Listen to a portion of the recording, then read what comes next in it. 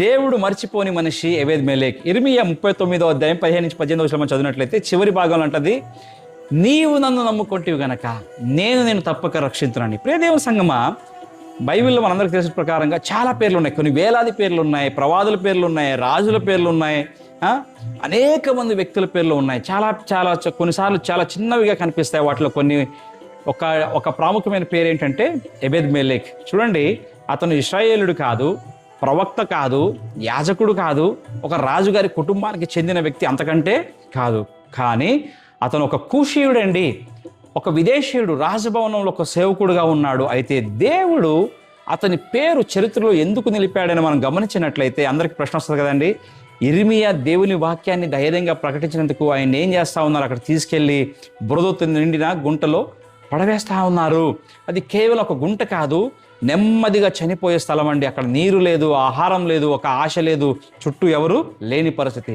ఆ సమయంలో ఏంటి, ప్రభావశాలులు, గొప్ప గొప్ప అధికారులు మౌనంగా ఉన్నారు, మత నాయకులు మౌనంగా ఉన్నారు, రాజు కూడా మౌనంగా ఉన్నాడు. కానీ మాట్లాడవలసిన అవసరం లేని ఒక సేవకుడు అక్కడ మాట్లాడుతూ ఉన్నాడు. ఆయనే ఎబెద్ మెలెక్.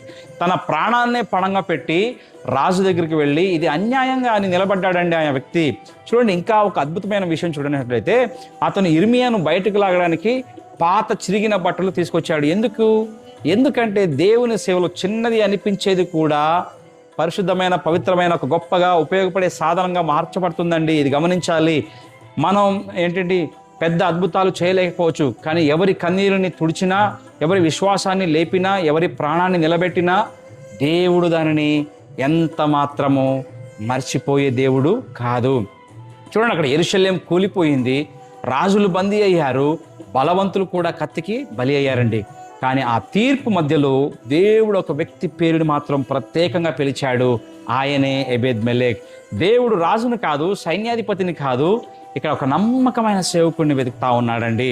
ఆయన చెప్తా ఉన్నాడు, నీవు నన్ను నమ్ముకుంటే గనక నేను తప్పక రక్షింతును. ఈరోజు నేను చెప్పే మాట వాక్య ముఖాంతరం ఏంటంటే, మనుష్యులు మన పేరును గుర్తుంచుకోపోవచ్చు, నువ్వు వేదిక పైన నువ్వు నిలబడకపోవచ్చు, నీ సేవకు చప్పట్లు రాకపోవచ్చు, నేను ఎవరు కూడా పిలవకపోవచ్చు, కానీ ఒక విషయం గుర్తుంచుకో, మనుష్యులు మర్చిపోయినా సేవను దేవుడు ఎన్నటికీ మర్చిపోడు. మనుషులు మర్చిపోయిన సేవను మన దేవుడు ఎంత మాత్రం మర్చిపోయే దేవుడు కాదండి.